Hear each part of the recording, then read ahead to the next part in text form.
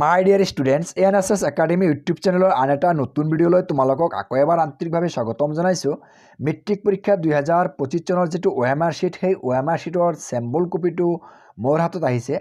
আজিৰ ভিডিঅ'টোত সেই OMR শ্বীটটো কেনেকৈ শুদ্ধভাৱে ফিল আপ কৰিব লাগিব, ক'ত তোমালোকে তোমালোকৰ ছিগনেচাৰ দিব লাগিব, OMR শ্বীটত কিবা ভুল হ'লে তোমালোকৰ কি কি অসুবিধা হ'ব বা OMR শ্বীটত কি ভুল হ'লে তোমালোকৰ OMR শ্বীটটো ইভালুৱেট কৰা নহ'ব আৰু OMR শ্বীটত যিটো তোমালোকৰ 45টা কুৱেশ্যনৰ এনচাৰ, যি 4টা ছাবজেক্টৰ 45টা কুৱেশ্যন এনচাৰ কৰিব লাগিব, এনচাৰখিনি কেনেকৈ কৰিব লাগিব, তাৰ সঠিক প্ৰচেছ আৰু ভুল মানে সঠিক বা শুদ্ধ প্ৰচেছ আৰু ভুল প্ৰচেছটো কি, এই ভিডিঅ'টোত গোটেইখিনি কথা সাঙুৰি আলোচনা কৰিম।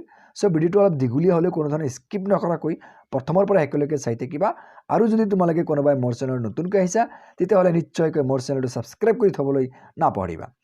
এইটোৱেই হ'ল মেট্ৰিক পৰীক্ষাৰ যিটো OMR শ্বীট, সেই OMR এনচাৰ স্ক্ৰিপ্টৰ চেম্পল কপি। এইটো যদিও যোৱাবাৰৰ, কিন্তু এইবাৰ এনেকুৱা টাইপৰে OMR শ্বীটটো তোমালোকে মেট্ৰিক পৰীক্ষা যেতিয়া দিবলৈ যাবা 4টা ছাবজেক্টৰ কাৰণে, যি 4টা ছাবজেক্টৰ 45টা MCQ টাইপৰ কুৱেশ্যন আছে, যেনেকুৱা ইংৰাজী, তাৰপিছত ছ'চিয়েল ছায়েন্স, জেনেৰেল ছায়েন্স আৰু জেনেৰেল মেথামেটিক্স। তো তাত 45টা MCQ টাইপৰ কুৱেশ্যন থাকিব আৰু সেই 45টা MCQ টাইপৰ কুৱেশ্যন তোমালোকে এই এনেকুৱা এটা OMR শ্বীট পাবা। সেই OMR শ্বীটত এনচাৰখিনি কৰিব লাগিব। ইয়াতে এই OMR শ্বীটত অলপ চেঞ্জ থাকিব এইবাৰ।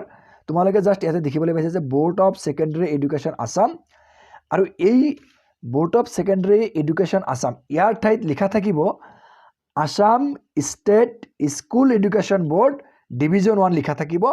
আৰু OMR শ্বীট বাকী যিখিনি আছে ইয়াতে গোটেইখিনি চেম থাকিব, ঠিক আছে।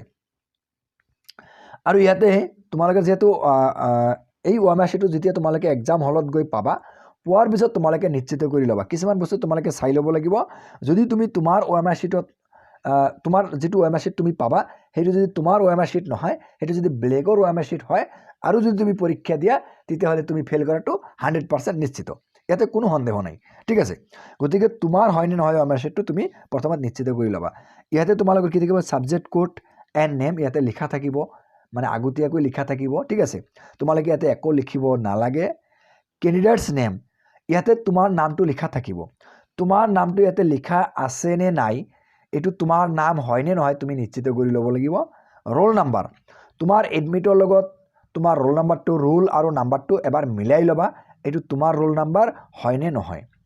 ৰেজিষ্ট্ৰেশ্যন নাম্বাৰ, তুমি যিটো ৰেজিষ্ট্ৰেশ্যন কাৰ্ড লৈ যাবা বা এডমিট কাৰ্ড লৈ যাবা, তাত যে ৰেজিষ্ট্ৰেশ্যন নাম্বাৰ আছে, সেই ৰেজিষ্ট্ৰেশ্যন নাম্বাৰ আৰু এই ৰেজিষ্ট্ৰেশ্যন নাম্বাৰ মিলিছে নে নাই, তাত কিবা প্ৰব্লেমছ আছে নেকি বা কিবা ভুল আছে নেকি, সেইখিনি নিশ্চিত কৰি ল'বা। তাৰপিছত চেণ্টাৰ নেম, তোমালোকৰ এইটো চেণ্টাৰ নেমটো তোমালোকে চেক কৰি ল'বা। তাৰপিছত ইয়াতে তোমাৰ ফটো থাকিব, এইটো তোমাৰ ফটো হয়নে নহয় তুমি এবাৰ নিশ্চিত কৰি ল'বা। আৰু ফটোৰ ঠিক তলত তোমাৰ ছিগনেচাৰ থাকিব, তোমাৰ এই ছিগনেচাৰটো তোমাৰ হয়নে নহয় এইটো তুমি নিশ্চিত কৰি ল'ব লাগিব। তো OMR শ্বীটটো পোৱাৰ পিছত তুমি এইখিনি কাম পোনপ্ৰথমতে কৰি ল'বই লাগিব, ঠিক আছে। তাৰপিছত কুৱেশ্যন এনচাৰ কেনেকৈ কৰিব লাগিব এইখিনি জনাম। তাৰ আগতে তোমালোকে কুৱেশ্যন এনচাৰ কেনেকৈ কৰিবা সেইখিনি জনোৱাৰ আগত মই আৰু এটা কথা তোমালোকক দেখাই লৈছোঁ। ইয়াতে দুটা বাকচ দেখিবলৈ পাবা এই OMR শ্বীটৰ ঠিক মানে যি 45টা MCQ টাইপৰ কুৱেশ্যনৰ এনচাৰ কৰাৰ যি ব্যৱস্থা আছে, ঠিক তাৰ তলত এটা বাওঁফালে এটা বক্স থাকিব আৰু সোঁফালে এটা বক্স থাকিব। তো বাওঁফালৰ বক্সৰ তলত লিখা আছে full signature of the candidate with date. ইয়াতে তুমি এই বাকচৰ ভিতৰত তোমাৰ ফুল ছিগনেচাৰ দিব লাগিব।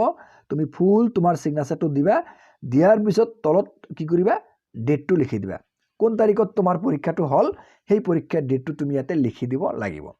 আৰু সোঁফালৰ যিটো বাকচ আছে এই বাকচটো তুমি মনৰ ভুলতো এটা কলম নধৰিবা, কাৰণ ইয়াতে ইনভিজিলেটৰে ছিগনেচাৰ কৰিব আৰু ইয়াতে ডেটটো লিখিব, ঠিক আছে।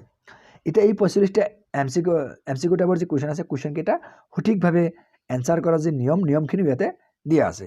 মই অলপ ডাঙৰ কৰিব লাগিব, নহ'লে দেখাত অলপ অসুবিধা হ'ব, ঠিক আছে। মই অলপ ডাঙৰ কৰিছোঁ, ঠিক আছে। ইয়াতে দেখা, ইয়াতে শুদ্ধ প্ৰক্ৰিয়া আৰু অশুদ্ধ প্ৰক্ৰিয়া।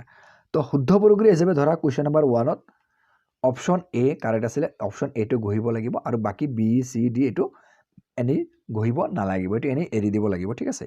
2 নম্বৰ কুৱেশ্যনৰ বি নম্বৰ অপশ্যনটো যেনেকুৱা কাৰেক্ট আছিলে, বি নম্বৰ অপশ্যনটো গঢ়িছে আৰু এ চি আৰু ডি নম্বৰ অপশ্যনটো এনেই এৰি দিছে। ইয়াতে কোনো ধৰণৰ কলম বা কিবা ধৰিব নোৱাৰিবা। 3 নম্বৰ কুৱেশ্যনত যেনেকুৱা C নম্বৰ অপশ্যনটো কাৰেক্ট আছিলে C নম্বৰ অপশ্যনটো গঢ়া হৈছে আৰু A B আৰু D নম্বৰ অপশ্যনটো এইটো এনেই খালি ৰাখিব লাগিব ঠিক আছে 4 নম্বৰ কুৱেশ্যনত যেনিবা D নম্বৰ অপশ্যনটো কাৰেক্ট আছিলে D নম্বৰ অপশ্যনটো গঢ়িছে আৰু ইয়াতে A B C অপশ্যন কেইটা এনেই ব্লাংক এৰি দিছে 5 নম্বৰ কুৱেশ্যনৰ C নম্বৰ অপশ্যনটো কাৰেক্ট আৰু বাকি A B আৰু D নম্বৰ অপশ্যনটো এনেই এৰি দিছে ঠিক আছে ঠিক কেনেকৈ তোমালোকে কোনটো কুৱেশ্যনৰ এগেইনষ্টত কোনটো অপশ্যন কাৰেক্ট সেই অপশ্যনটোহে গঢ়িব লাগিব আৰু বাকি অপশ্যন কেইটা এনেই এৰি দিব লাগিব আৰু অশুদ্ধ প্ৰক্ৰিয়াটো ইয়াতে দিয়া আছে যেনেকৈ ইয়াতে টিক মাৰ দিয়া বা কাটা চিন দিয়া বা ইয়াতে তোমালোকে আধা গঢ়া বা দুটা অপশ্যন 4 নম্বৰ কুৱেশ্যনৰ দুটা অপশ্যন গঢ়িছে এইটো ভুল প্ৰক্ৰিয়া আৰু 5 নম্বৰটো অলপ গঢ়ি ৰাখিছে আৰু মাজত গঢ়া নাই এইটো হ'ল অশুদ্ধ প্ৰক্ৰিয়া তো এনেকুৱা প্ৰক্ৰিয়াৰে যদি তোমালোকে OMR শীটটো এনসাৰ কৰা তেতিয়াহ'লে তোমালোকৰ এটা ডাঙৰ বিপদ হৈ যাব ভুল হৈ যাব আৰু তুমি মেট্ৰিক পৰীক্ষাত ফেইল কৰিবা এটো 100% নিশ্চিত সো সেই হিচাপে তোমালোকে কুৱেশ্যন নম্বৰ 1 ৰ পৰা 45 লৈকে এনসাৰখিনি কৰিব লাগিব সো মই আজিৰ ভিডিওটোৰ যোগেদি সৰু এটা ইনফৰমেশ্যন তোমালোকক দিব বিচাৰিলোঁ আৰু তোমালোকে মোৰ চেনেলটোত যদি নতুনকৈ আহিছে মোৰ চেনেলটো সাবস্ক্ৰাইব কৰি কাষতে থকা বেল আইকনটো প্ৰেছ কৰি থবলৈ নাপাহৰিবা আৰু ভিডিওটো কেনেকুৱা লাগিছে মোৰ কমেন্ট সেকশ্যনত জনাই দিবা থ্যাংক ইউ